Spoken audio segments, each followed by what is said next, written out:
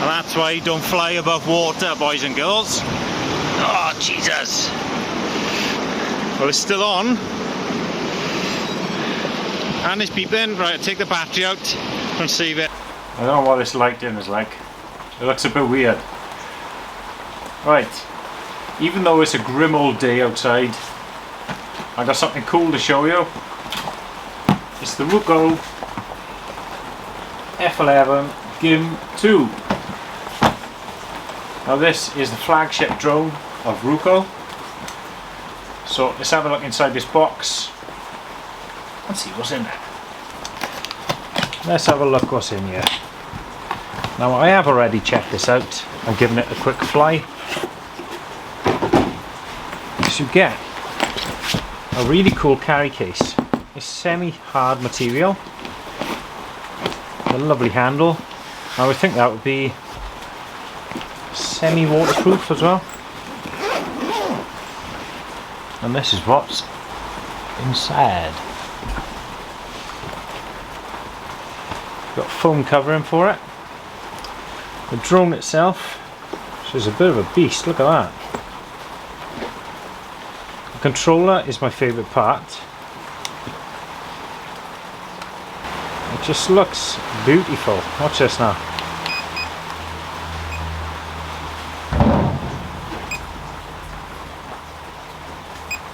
That is brilliant. You've got all the sensors on there. Tells you the distance, the height, the speed, and then there's a place to put your mobile phone on the top so you can see the first person view. And this is the drone itself. So you can see it's a sizable thing. Top opened out first, and then the bottom. And there it is.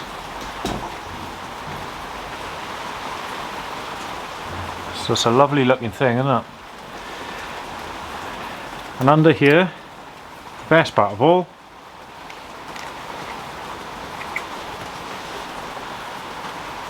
it's a little bit steamed up because it's been in the rain there, but you can see it's got a 3-axis gimbal, so it's 2-axis, and the third is a digital, and it's actually full HD, connects to your Wi-Fi, and 100-degree field of vision.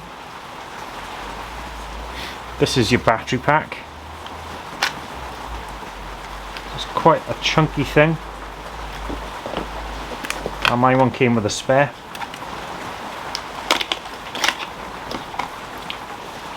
You should get a fair old bit of flying time. We'll test them out when the weather's a bit better. They're easy to swap in and out. The charge on the side there. And you can add your own SD card there to save it, save your videos and photos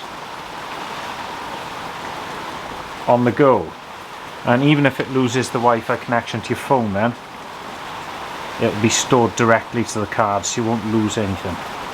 Now, to turn both of these on, you need to press the battery twice, like so.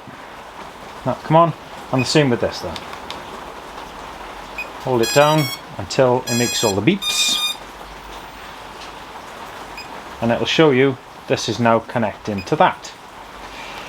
So it's now connected to the drone, but it's saying compass error. The reason for that is you need to calibrate the compass. Very simple. You just spin this round 3 times,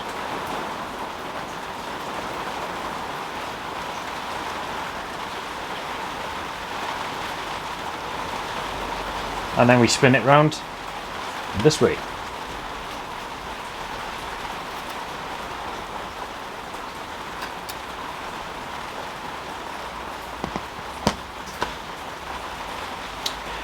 And now you'll see the lights have changed colour to indicate that has been done correctly, and it's on GPS mode, which means it's connected to satellites. Now I'm actually in the shed right now, so it wouldn't be connected to many satellites, just the odd one or two. Not really advisable to fly in GPS mode when you're indoors, so I won't take off, but what I will show you, how to start up the motor.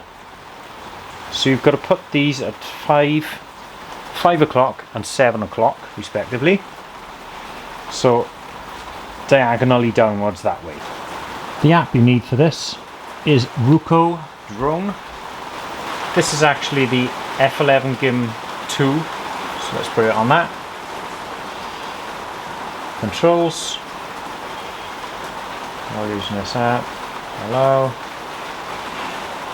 Okay. And it will show you the instructions as you download the app. Well, we've just gone through that. Go into the Wi-Fi and connect to the Wi-Fi of this, which is this one here. You can actually fly this drone without using a phone very easily. The controls all work the same, and you've got a number of different buttons on here. There's one to take a photo, take a video, adjust the camera up and down, and zoom in and out.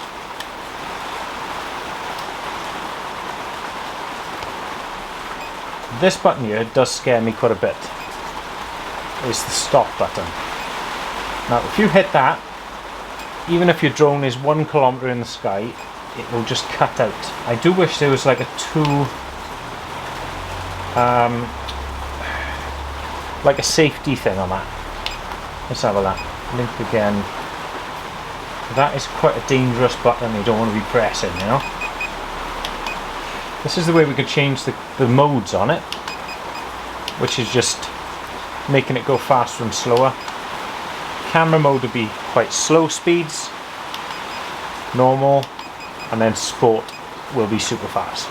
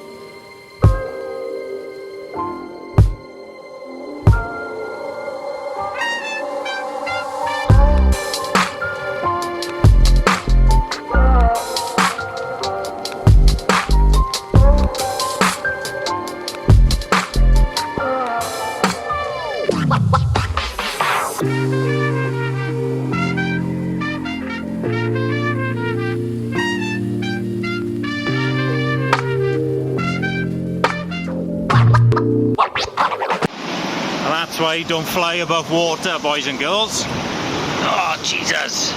As you can see, I had a bit of a disaster. Nothing to do with the drone. It was my own foolishness, right?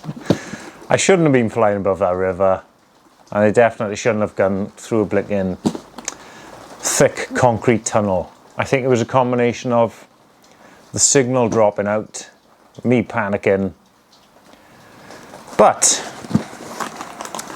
2 days drying out, and I'm pleased to say this is working perfectly again. Absolutely fine. I did bash a couple of the propellers, but it's quite an extensive kit. So you've got some extra propellers in here. Here we go. A box full of blades. So I'll be swapping them out, and this will be good as new. Yeah, I just want to show you that it's still fully working after its submergence, which I think is the most impressive part. So have a look. Skip this.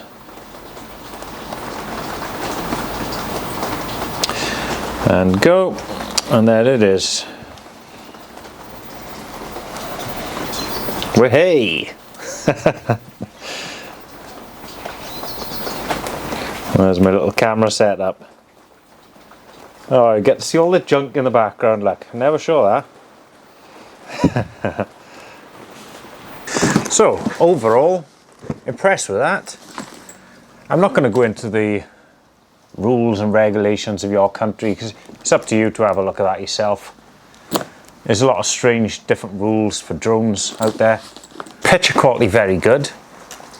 It's easy to fly, as you saw. I think the best feature on there is this button here, which is return to home. So if you lose sight of the drone, what it will do, it will go straight upwards to a set point, directly back to you as the crow flies, and land pretty much exactly where it took off. It'll be coming down slowly so you can check the location of it, but that is a really handy way to get it back to you. I think my favourite feature of it is the display on this screen. I think it's fantastic having everything there because I've used different drones and everything is on your mobile phone screen, and it's a little bit hard to see everything that's going on. So it's good to have it all highlighted there, you know exactly where it is, and then your screen is just for your view. Very good fun. I'll be getting it back out again soon, once I switch these propellers out. I'm extremely pleased it didn't end up getting broken. That did panic me a lot, but like I say, that was my fault. Don't fly over water like that. Definitely don't go under any bridges. But you've got to push yourself sometimes, right? Never mind. If you fancy getting yourself one of these, I'll put the link below for you. I think that's a cool drone. And this one is being gifted to me by Ruko for the purposes of this review. So check back soon on the channel, and I'm sure we'll be seeing more footage coming out from this soon. Thanks for watching. Catch you again.